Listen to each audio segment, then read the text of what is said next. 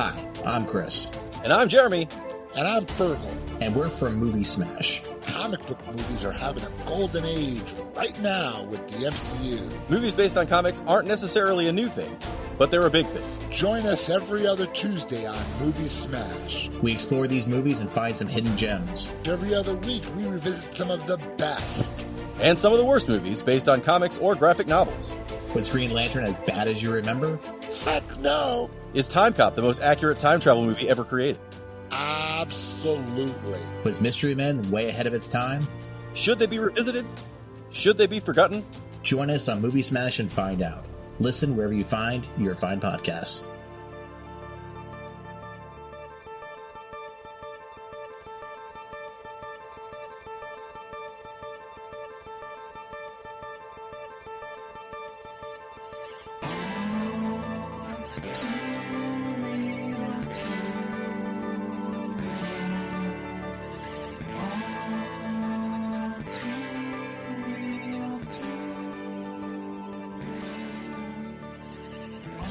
Okay, everybody, welcome to the latest episode of All Too Real 2. My name is Michael E. Cullen II, and with me, as always, is... Sesame, maybe I was wrong. Maybe Doug can hurt someone in Carto. Yes, maybe he can. Maybe. We are talking about the Nickelodeon Disney character Doug from Doug Funny, right? Yeah, we are. Yeah, that's what I thought. Yes. Who is that? I know it sounds familiar, but I don't know. Doug Funny. He was a character. He had a dog named Pork Chop, and okay, he had a I remember. ego as Quail Man and different things like that. Friend named Skeeter, and yeah. Okay, I think I remember now. Yeah, he can definitely hurt. And what I mean by that, I don't mean that like he has permission to hurt someone. I mean like he has like the capability of hurting someone. Yes, with his heart, he can break your heart. Yes. Yeah, sure. Because he's a lady killer. Hopefully not literally. And speaking of lady killers, today on the show we are covering the 1999 film The Minus Man, which was based on a book by Lou McCreary that came out in 1991. The log line here on the Internet Movie Database says, aimless Van Siegert takes a bizarre turn in life and becomes a serial killer, tracking down the miserable, the self-destructive, and those who otherwise seem willing to die. I don't know if I like that. But anyways, I don't think that's very accurate, but yeah, okay. Oh. I mean, it can kind of apply, but not really. This movie was directed and co-written by Hampton Fancher. Hampton Fancher he was the writer of Blade Runner, the writer of Blade Runner 2049, The Mighty Quinn. He's also an actor, and this is the only thing he's ever directed, though. Okay. So yeah. Lou McCreary, who wrote the book, this is the only book of his that was adapted into film or TV. So, yeah. Interesting. The movie stars Owen Wilson as Van, Sheryl Crow as Casper or Laurie, Dwight Yoakam as Blair, Dennis Haysbert as Graves, Alex Warren as a state trooper, Mercedes Rule as Jane, Brian Cox as Doug, Eric Mabius as Gene, Larry Miller as Paul, Janeane Garofalo as Farron, and various other people. So, yes, the movie currently holds a 6 out of 10 star rating on the Internet Movie Database. I think it deserves a higher rating, but it's not bad. But yeah, here's another little synopsis here that might be better than the one above. Just to give it to you, that they have here a storyline. It says a cold-blooded serial killer floats around the country and chooses his victims from people who complain about their lives and indicate willingness to be killed. His murders are introduced with the killing of an asthmatic junkie. The killer settles into a seaside rooming house run by an unhappy married couple and waits for his next victims to unveil themselves. Dream cops plague his nights while plotting his murders. Meanwhile, he also starts a relationship with a postal clerk. It's a little bit better. This movie's hard. This movie's hard to summarize. It's like a lot happens, but a lot doesn't at the same time. It's like I've some of the reviews I've read on here that were like bad reviews are just like slow and boring. And it's like, you Not obviously supposed to be. don't understand how all movies, and that's why one of the things I've been on a kick about lately is that people need to be taught media literacy. Yeah. And to understand the idea of art in the various forms that it comes in, and that not everything has to be boom, bang, stabby or something for it to be good, you know? Yeah. Yeah. Yeah, exactly. It's Be sure to go to our Patreon, where you can donate to my next movie that's called Boom Boom Stabby. And no, it's not. I'm just joking, folks. But do go to our Patreon. But we do have a bunch of cool shit there, so yeah. And if you want me to make a movie called Boom Boom Stabby, I could write that. Yeah, there's also a lot of yeah, I know. There's also a lot of it's up to interpretation as well in this movie. So it's not everything is like spelled out for you, which is kind of cool because it's cerebral in a way, you know. Yeah. So what was your initial reaction here to this film? I liked it. I remember I first saw this movie actually a really, really long time ago. I only watched it once. I think it was like probably around like 2004. I think it was on like Showtime or HBO or something. Because I was rich, man. We had HBO, and but for like a year. but I watched one of those. What's that? Toilet too? Did you have a gold-plated toilet too? I had a gold-plated toilet. Yeah.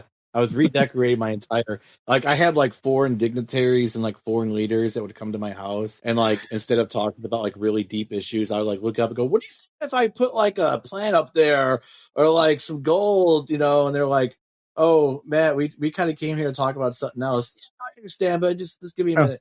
No, and then you found out the only reson that they were there is because they wanted to watch The Sopranos or something. Yeah. I was like, oh shit, man. Yeah, so I never watched. I've only watched that like the one episode. You said I've only seen the pilot. So the pilot, yeah, that's kind of interesting. I started watching back in December, and I got to like season 2, and I just got bored with it, and I stopped watching because that's not my kind of show. It's just not my anyway. So I saw this around 2004. At the time, I was really into these kind of movies. I wasn't really into like the boom boom stabby movies. And so I kind of veered off into those kind of movies over as I've gotten older, because it's like I've done the opposite of what most people do. It's like when I was younger, I was way more mature than I am now, and so it's like I'm like the Benjamin Button, but when it comes to like mental states, not physical, you know. No, I'm serious. I would be like the 11-year-old at like the family Christmas party, like having like deep intellectual conversations, and now I'm like, I don't give a shit about that anymore. Like I want to just like numb my mind. I've kind of always like straddled both worlds myself in my life, because like when I was a kid, I was basically raised on AMC, American movie classics at the time.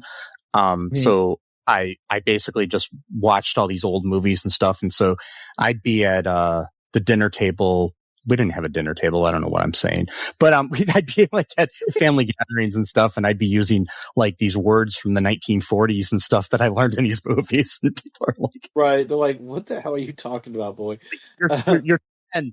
But then I'd also be watching Thundercats and He-Man and stuff too. So it was like, you know, so. Right. But yeah, so yeah, I liked it. I thought it was a really good movie, very suspenseful. I actually had to break it off into 3 different parts to watch the whole movie because it was very uncomfortable in some places. And so I had to do that just to kind of get through the whole movie. But I still liked it. I love this movie. The first time I saw it, I've probably seen this movie about 10 times in my life. And the first time I watched it was, there used to be this art cinema at a mall by where my mom used to live. And when I would stay at my mom's, sometimes I would walk over there because it was like a block away, literally. And I would just be like, "Oh, what's playing?" I would go in blind, not knowing what I was going to see. I would just pick a movie at random, and I was like, "That one has an interesting name." And I saw the one that said The Minus Man. I was like, "I wonder what that's about." Walked in. I was the only person in the theater. Watched the whole movie by myself, like I did many movies. I discovered some good movies, like I saw the Blair Witch Project there. I saw American Beauty. Yeah. I saw Red Violin, which is another one of my favorites. All there by myself. Those are the ones I remember off the top of my head. But this one, like I watched this one, and the mall was still open at the time, and there's now a Amazon warehouse there or something. So but Yeah. I had this thing, like it was getting kind of later at night, but I was just like, I had this so weird, uneasy feeling after watching the movie. I had to walk around the mall a few times to kind of get it out of my head.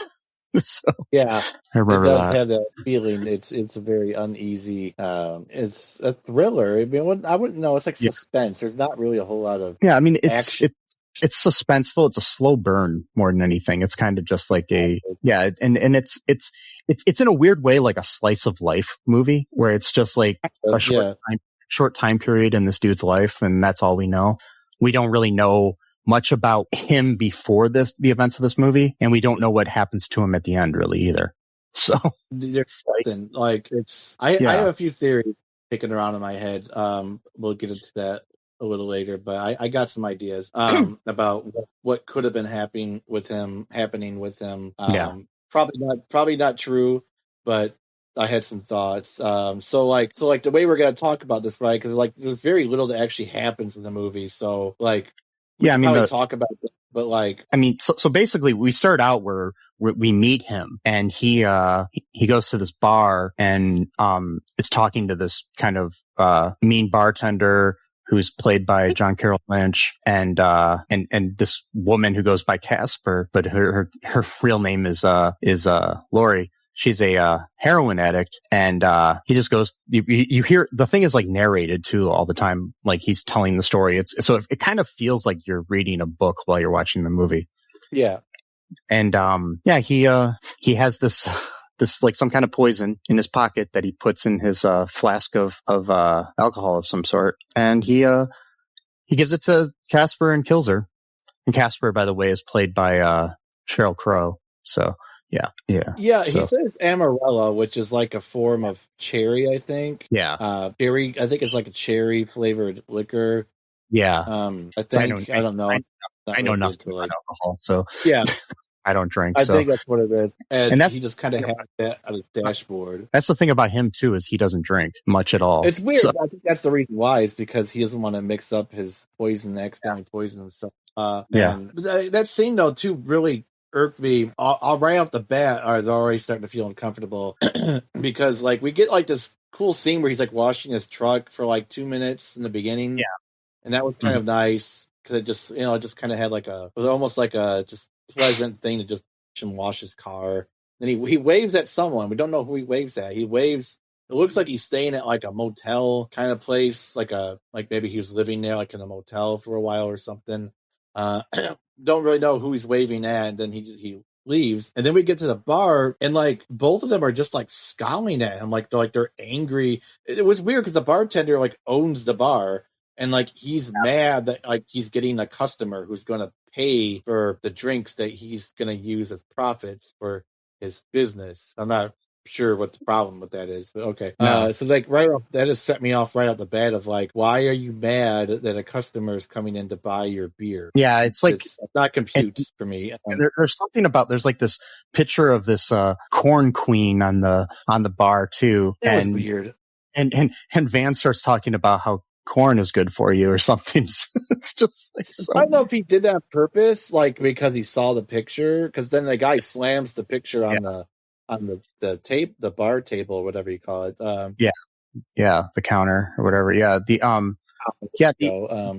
actual bar. It's in the beginning too though, when he's washing his car, the music in this movie is amazing. It's Marco Beltrami. He did a movie for The Faculty, which we've covered before. Oh right, yeah. He's done as far as music goes. He did Scream. He did Mimic. He did Scream 2. He did Halloween H2O. He did Faculty. He did Crow Salvation, Scream 3, Angel Eyes, Joyride. I'm just going through random things. Terminator 3, Rise of the Machines, Hellboy, iRobot, the Omen remake, Underworld, Evolution, Max Payne, Jonah Hex, Soul Surfer, Scream 4. It did World War Z, nice, Fantastic Four, which we just covered recently. So yeah. No, he did the 2015 one. I'm sorry. which we covered. We did recently. cover that one too. Yeah. He did, like his most recent thing is, he's doing Scream 7, did Renfield, he did, The Nun 2, he did Silent Night. He's got a lot of horror type stuff mostly, but yeah. Yeah. Okay. A Quiet Place. Yeah. So yeah, he's done a lot of stuff. He's a good director, good, music dude. Cool. A good music dude.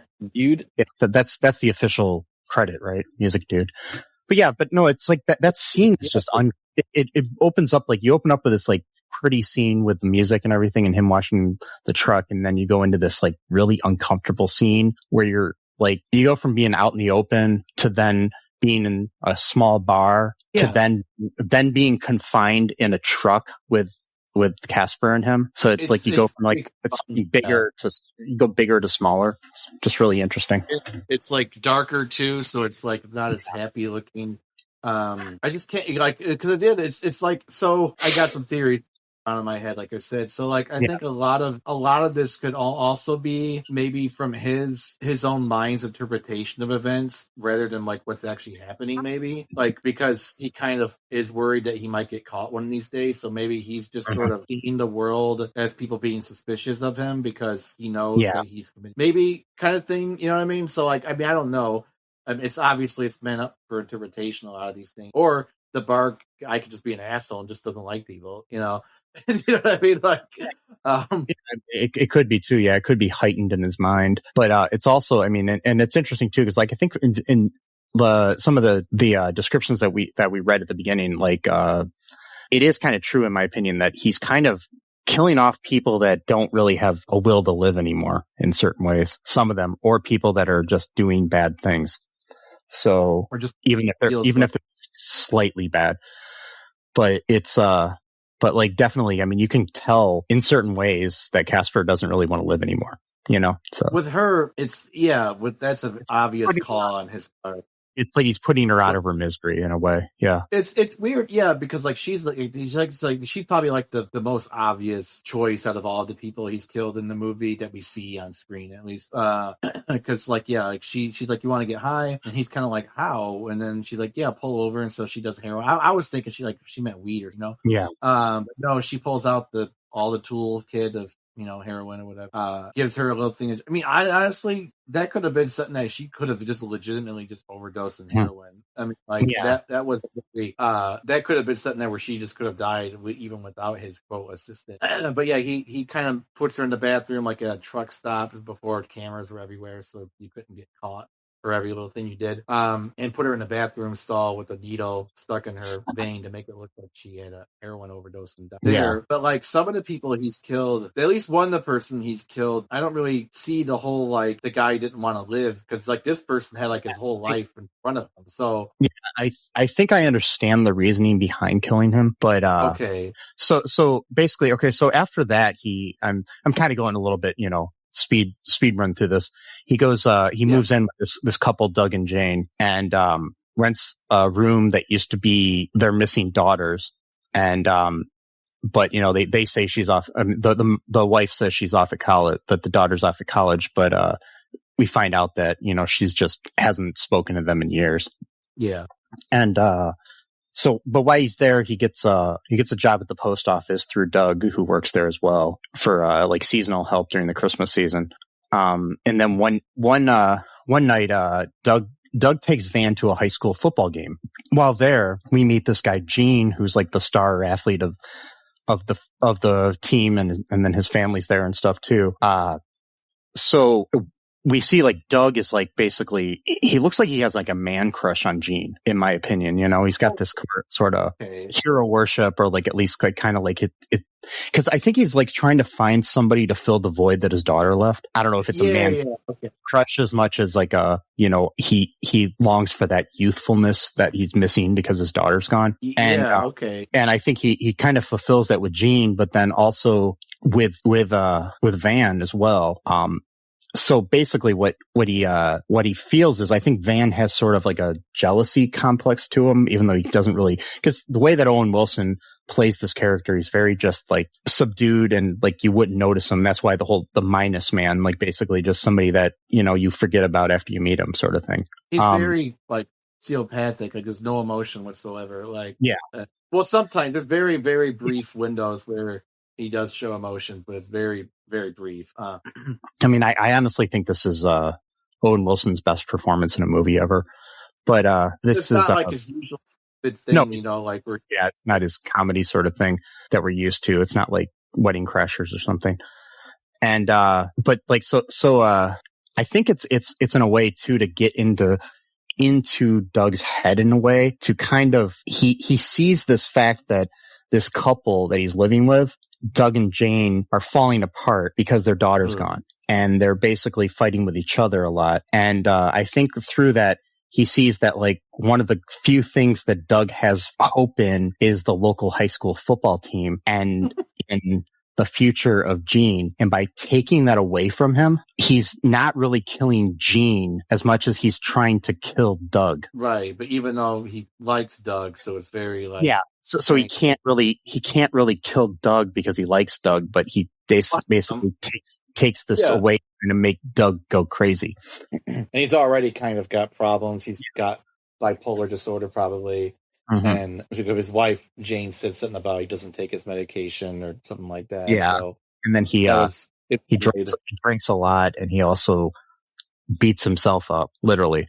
So, yeah. Like, literally beats himself up because he shows up at one point all bloodied up, and then he's like, I got into a fight or whatever. And he's like, what? And then he ends up talking to Jane. Jane's like, she says something really interesting. She says, like, don't, like, the theory I'm building up in my mind is I'm starting to wonder if all of this might just be like a long fantasy in his own mind, because like there's parts in the movie where he like it's like reality and like his dreams kind of mix up with each other here and there, because like so like he faints and stuff like that sometimes, but then when the first time he faints, he wakes up and then Doug comes in, he's got his face is all bloodied up, and so it was like, okay, so he faints, but then Doug shows up and he's all injured at the same exact time. You know what I mean? So it's like, it's interesting of like, and how sometimes I always wonder in this movie if he is actually even doing the things he thinks he's doing, or if he's like completely in a state of psychosis where he just doesn't like, he might be doing this stuff, but then he just kind of loses his sense of reality. And maybe Doug is like him, like a different version of himself, you know, or something like that. Or because I kind of got the idea a little bit that like Doug and Van almost like mirror each other in a lot of ways. Whereas Doug is more outward and showing his mental illness, whereas Van is very much more controlled, but he does break control occasionally, usually just doing something completely nuts for like no particular reason, and then goes back to being in complete control of himself. But then at the same time, he's not in complete control of himself because he's murdering people. So it's like he's in control. He's disciplined enough, but he still has to act on his impulses, but in a weird disciplined way, if that makes any sense at all. Like, it's just because like he doesn't like he even says like he doesn't hurt anyone. He doesn't. He's like doesn't bludgeon them or kill them, like, and he doesn't get any kind of like sexual gratification from the killing either, because like in a lot of ways, like if you stab somebody, that's like it's an obvious like Freudian metaphor for penetration, because it literally is penetration but differently, and people will get serotonin in their brain that makes them happy from doing that in the same way that you do from sex or something. But it's in this, he doesn't really. Sometimes he doesn't even really stay around to find out what happens, you know? So it's like, I don't know I guess his motivation is like basically helping people in a weird way, you know? He says that he doesn't even know why he does it. And like you said, like he might be putting people out of their misery, but sometimes he just does it to do it. And like you said, like there's no emotion, like he doesn't express any kind of satisfaction. So it's like he's just doing it just to do it, which makes it even more crazy in my opinion, because like, it's one thing, like, I mean, I'm not saying it's good, but it's like one thing if like, you're like, I really need to do this thing. I've got this crazy compulsion. If I don't do it, I'm just going to drive myself mad. I really need to do it. And then like, this guy's like, I do it because I do it. So it's like, so you took someone's life, but like, you don't even like get anything out of it. So like, in that way, it's quote a waste. I mean, it's a waste no matter what, but I mean, like, it just seems odd to me. Like, I can't really just explain what I mean by saying that. But like, 'cause I'm not saying like, oh, it's if you're a serial killer, at least you had good reasons. I'm not saying that, but like just him, like almost just like throwing it out there, like it's like, oh well, like this one guy he kills was being kind of an asshole. I don't think he deserved to die, but he was kind of being an asshole at the diner. No, I mean, he was, honestly, nobody deserves to be murdered. Period. But yeah, yeah, I know. Was being kind of a dick, but yeah, I'm just saying, even if you're a complete dick, I mean, the only time I think somebody deserves to be murdered is if it's self-defense. And yeah, being murdered though would just be self-defense though. But yeah, I know what you mean. Yeah, the thing before too, after he had killed Casper, he was sleeping in his car, and I mean in his truck on the beach, and ran into this like state trooper woman who told him to move along. She comes into play later, but yeah. So, but anyways, he ends up, a few days later, he poisons. He has the poison in his flask in his truck. He offers a ride to Gene, and then he kills Gene basically because Gene wants a swig of his alcohol, and he buries him on the beach, which is a stupid place to bury a body. Well, he even said, too, he has rules about how he does this. And so, he broke 2 rules. One of them was don't ever kill anyone in a place that you're staying, like, permanently or just staying for a while. And what was the second rule? Don't put them somewhere they could be found or something like that. I forgot exactly what. Yeah, something like that. Yeah. And he broke both rules with Gene. I just thought about something, too, that could be another reason why he killed Gene that I didn't think about. Because I was saying like how I couldn't think of any reason that you came up with something, but now I just thought during their dinner celebration after the football game, they were saying that he was going to go into the FBI after college. So I don't know if that scared him, spooked him a little bit. Like possibly. Oh yeah, and his rules here, I got him written. I have him written down here in this thing. It says, "Don't kill anyone you know, and don't kill anyone from your town." Okay. So, yeah. And I mean, I think a lot of it has to do with, like, I don't think he was planning necessarily to stay in that town as long, and he kind of got attached to some people. But, yeah, I think that's what it was. It was, he's like, he doesn't have, like, I don't know. He's just a very deeply troubled man, is what he is. Like, I mean, I think it's really interesting because it's creepier because we don't know how he grew up. Mm-mm. We know something about his dad died. He was taking care of him, and he died. But what does that mean? Does that mean he killed him? What does that mean? Did he take care of? Yeah. And we don't know too if he's just making his shit up either. You know what I mean? So like he could just be lying about all that stuff. Although, I mean, for all we know, Van isn't even his real name. No, it could just be made up thing because he said he's from Vancouver. That's where he said he came down from.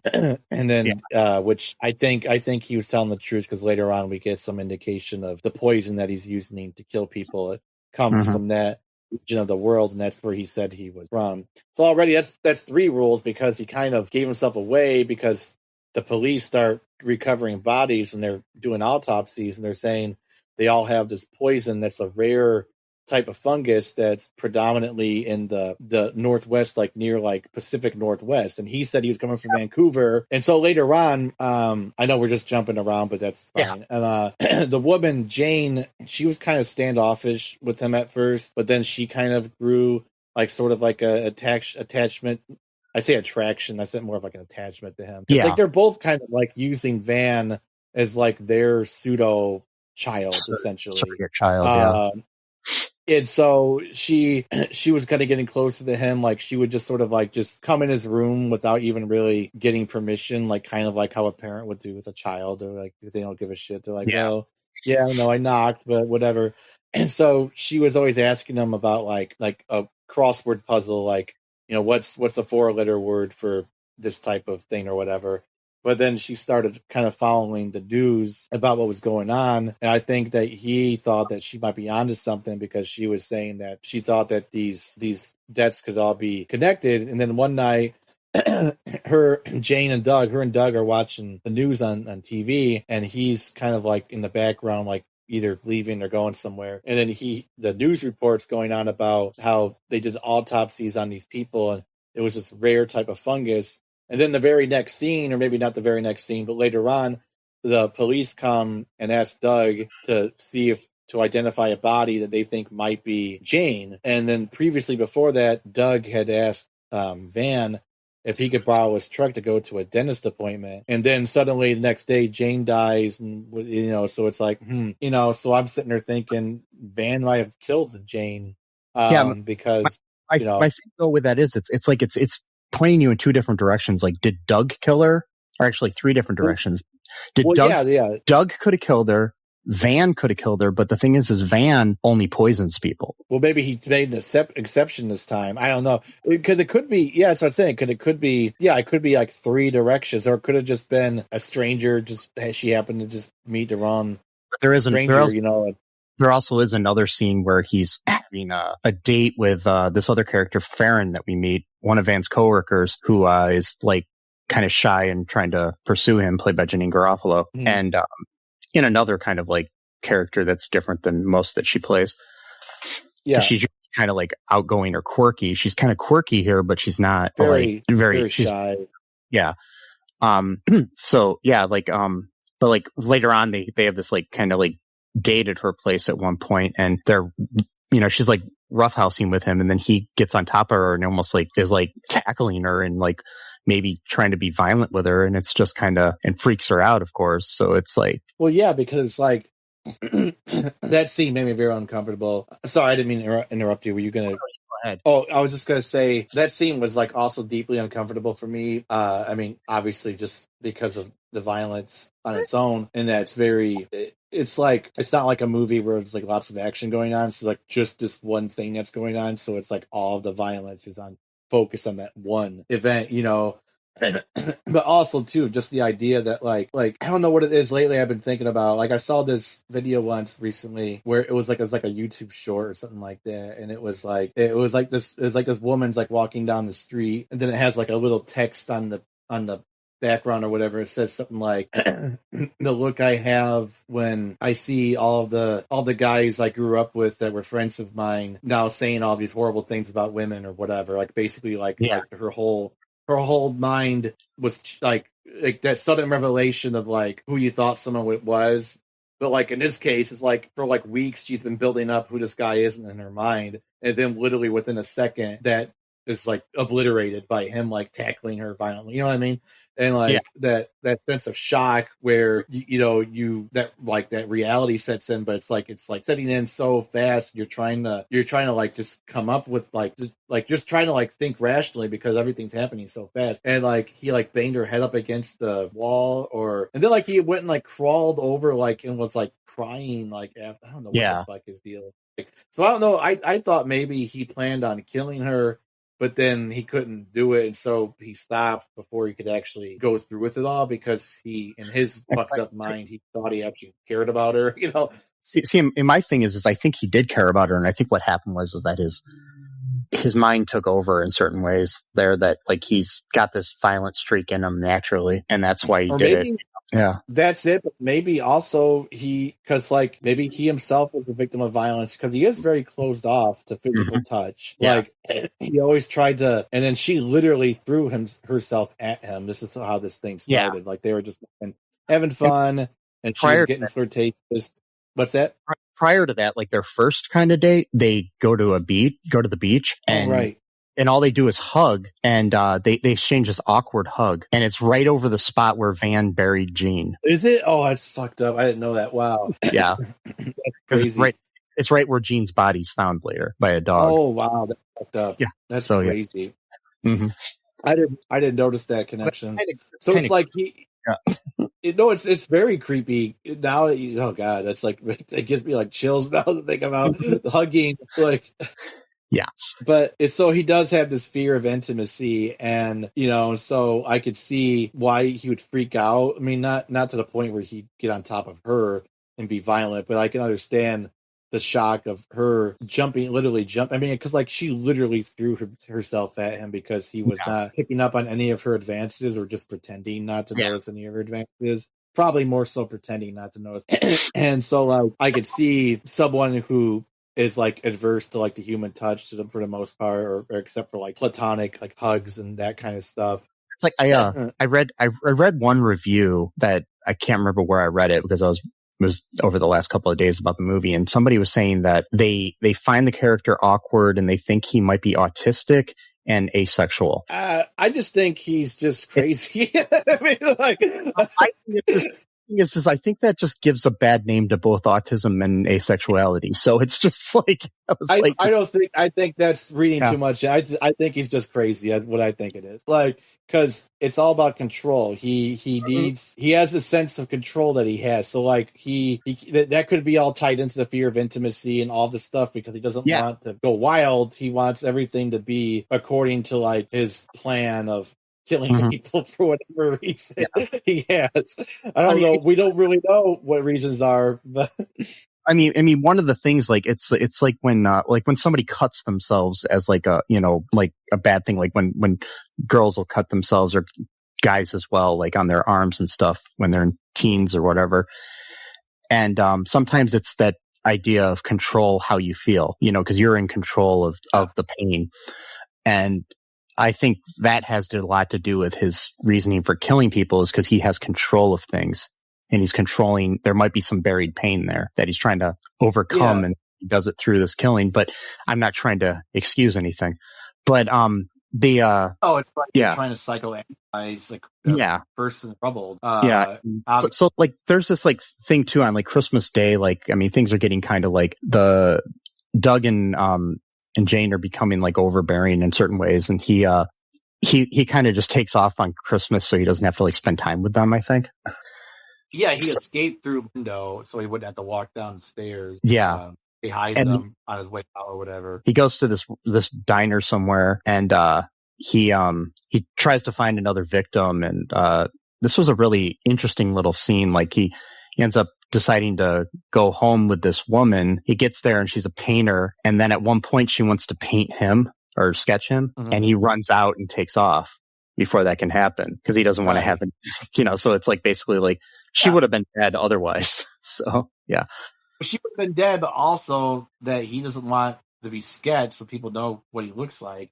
Yeah. Because no one took any photos. There's no phone cameras back then. There's, it's a little bit different time. And plus, in certain ways, too, it's like when he first met her, too, I think it could be another reasoning, too, is like, I mean, sure, he didn't want to be sketched to, for people to find him. But I think in certain ways, too, once he realized that she actually has a passion about something in life, part of him didn't want to kill her, too, because of that. Right. Because she actually. Yeah, because like when he met her at the diner, she just seemed like a hopeless woman, a hopeless person without any, sense of meaning in her life. But he realizes that she's a creative person, an artist. And then it's like, she's got to live for. So it's a really good point. And there's also this later on in the Christmas scene or Christmas Day where he gets back and like they don't even really notice that like he jumped out of his window or whatever. I don't know. They just weren't. Or they don't bring it up. How did you get out of the house when we didn't ever see you come downstairs? We were down here the entire time. I mean, it was kind of foreshadowed at one point because when he moved in, like he said that the ad said it had a separate entrance to the room, but the room doesn't have a separate entrance. And he says, unless she means the window. So. Oh, right. I think she has told him that because you'd take the room, or more likely to take the room. And so there's a scene. He comes back. The Christmas party is over because it was like Gene's parents. And, he was friends with Gene's dad and stuff. I don't know. I don't know about you, but I don't know about you, but I really don't like spending time with the parents of somebody I killed. I would say, that's a good opinion. I mean, I don't know. I haven't killed anyone, but I could see that would be kind of awkward. Yeah. Me either, as far as people know. Oh, wow. Oh, my God. Oh, no. Wait, no. So he gets back, and then they give him a Christmas gift, which, again, the boundaries are getting, they're being broken very heavily by, which it is really Doug and Jane's fault to think about it, because they rented a room. And I think that's where he finds out that she had been sneaking into his room because she snuck in there to find out his shoe size. Right. Because they gave him a pair of shoes. A pair of Adidas or something. Yeah. So, yeah. Really nice walking because, he's delivering the mail now. Yeah. Part-time, and he's wearing like these really bad loafers or whatever you call them. And I think it's like the one time in the entire movie where he actually shows genuine emotion. You could actually see tears in his eyes so it's like, I'm thinking, is this the first gift he's ever gotten in his life? Like, you know what I mean? like sad if you think about it, I mean, I know he's been killing people this entire time, but it's still kind of sad that like he's got these like pseudo parental figures who are like, they're all like in this very unhealthy relationship with each other where they're all seem like they're all three of them are trying to make each other become something to replace someone else's life. And so I kind of got that feeling of like how, maybe he never got anything, or maybe he didn't have parents at all, or whatever. And so like, and I don't know, to me, it didn't look like that was fake tears like he was putting on a show. Like it looked for real. Because normally, like, he's all about control. He's all about controlling his emotions. If someone's like a straight up sociopath, they'll just like mimic emotions. But like he's the opposite, where he like shows like no emotion ever, like the entire time. Yeah. Like, so for him to immediately start crying would seem kind of out of character for someone who's just like, because like that's the thing too, is like the reason why everyone likes him so much is because he's like an open book. He doesn't really mirror anyone else's emotions, but they put whatever they think onto him, basically, is what it is. Yeah, he even mentioned he kind of becomes like, I think he mentions it at some point. It's like he kind of becomes whatever somebody needs him to be in the moment. Yeah, and it's usually just the sort of flat effect that it's not like he's staring like without, like he usually has this sort of inquisitive, like he'll smile occasionally, but it's not like a full smile. It's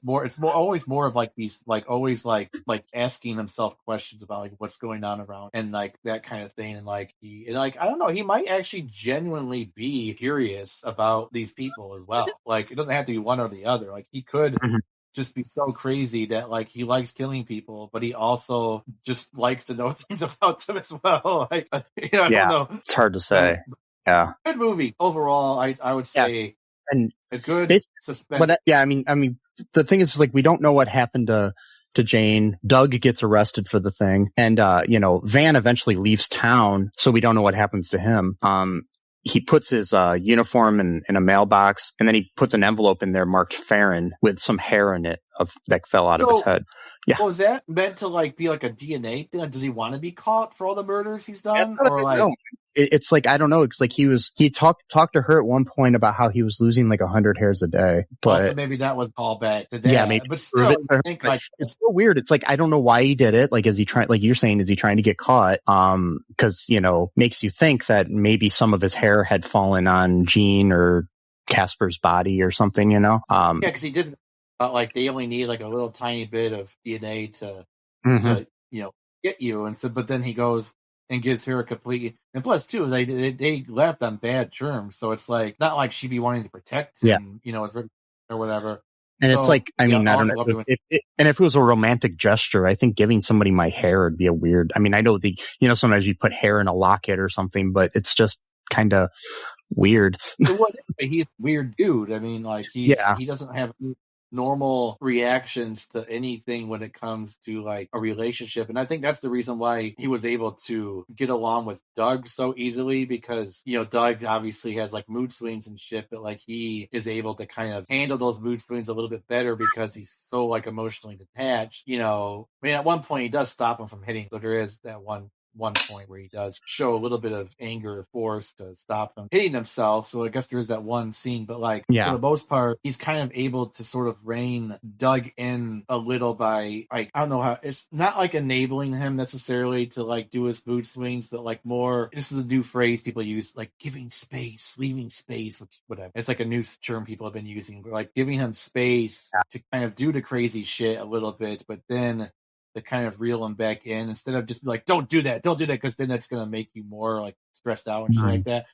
And so I think that's one of the reasons why he and Doug were able to kind of get on much better than Doug would with like Jane or other people in town. Yeah. It's just my own theory. I don't know. And but like, and there was like a little cool thing too about the poison of how just to show like how much in control he is about this stuff. So he actually had his poison hooked up to the bottom of his truck and like a twisty thing, and then he twisted off. He put that on top of the the booze, the what do they call it? Not the canteen, flask. He put that on top of the flask to make it look like it was like the handle, and then he put the poison there. And the reason why is because it's really, really sweet, so people wouldn't taste the bitterness of the poison or whatever. Even then, they probably it's liquor. I don't care. And then because like there's one scene where he goes underneath his truck, he screws it off, and then so it's like that was a way of hiding evidence, I guess, so to speak. Because it's kind of smart, because most people aren't going to really check for something like that. You know what I mean? Like that's not the first that be on someone's mind. So that was pretty smart on his part. But you want to talk about the ending, about the state trooper again? So it's like at the end, he's driving away in his truck, and we see that state trooper from earlier, that woman that stopped him on the beach, and she puts her like spotlight on his face as they're driving by. She takes a good look at him in the middle of her spotlight with a police cruiser. She smiles at him, which was weird. And then she takes the right fork in the road while he takes the left. And this is all after he's like saying in narration that he wants to, once he gets wherever he's going, he wants to lead a more regular life. Right. So, probably will. But it's like, does she suspect him? Does she not? Why'd she smile? I don't know. It's like a confusing ending, but. Well, it's confusing, but I think that she kind of had like a little crush on him from the beginning. Like, I think she was like fending a little bit, just like unable to really show interest in any way, because but she was sizing him up the first time on the beach. It was like she was, I don't know how to explain it. It seemed like he was cute, but didn't really know how to say it, or didn't want to say it, or whatever. And so maybe this is her weird way of flirting with him again, or maybe she didn't even recognize him. Or again, like I've been saying before, maybe a lot of this stuff is happening inside his own mind, and maybe she didn't smile at him and it was just in his head. Maybe she doesn't exist. Maybe like it's just, or maybe it wasn't her and it was some other state trooper too. If she does exist, I don't know. It's an interesting movie, and they play this really creepy music during that scene too. Really stabbing music, like and then we get into the credit song, which I really like. I like the soundtrack to this movie is amazing. There's a song at the end called Infinity, performed by Bryony Atkinson and Inara George. I love that song. They also perform another song in there called The Pouch Song, and they also perform another song called Soft Shoe Shuffler. I don't know what their deal is like as far as musicians go. I'd have to look them up really quick, but I love her voice, the singer in it. Irana George. She's an American. You'd think with a name like that, she would be like foreign, but she's an American singer, songwriter. And she was like a member of a group with Bryony Atkinson, trio called the Living Sisters. Oh no, she was also in a trivia with that, but she was a member of a band. Merrick is the name of the band that she was in with Bryony. The song Infinity is just a beautiful song. And it ends the movie in the credits, and it's a perfect cap to the movie. It's just this kind of creepy sounding song, but it's good. I recommend listening to the soundtrack on like Spotify or something if you can. Anything else you want to say about this movie before we wrap things up? No, not really. Just I'd recommend it if you're looking for something a little bit more, like low key stuff that you actually kind of have to watch, like a bunch of bam bam stabbies going on. Yes, that's going to be your new movie though, right? Boom boom stabby. Yeah, boom boom stabby. Okay. Yeah, it's going to be a romantic comedy, and just call it boom boom stabby, and there's no boom booms or stabbies in the whole movie. No, there's no false advertising. Yes, I'll make a movie called False Advertising the movie. So, folks, hope you enjoyed this episode. Be sure to give us a like and a subscribe and comment on our episodes anywhere you can, and give us a 5-star rating wherever you can, like on Spotify or the Apple Podcast place or the other places you can. Check out our website, all2real2.com. There's links to our social media, our TeePublic where you can get some merch, and our Patreon where you can help support the show. Other ways you can help support the show is by spreading the word. Maybe move to a small town and rent a room somewhere, and just kind of get to know the couple that you're renting the room from.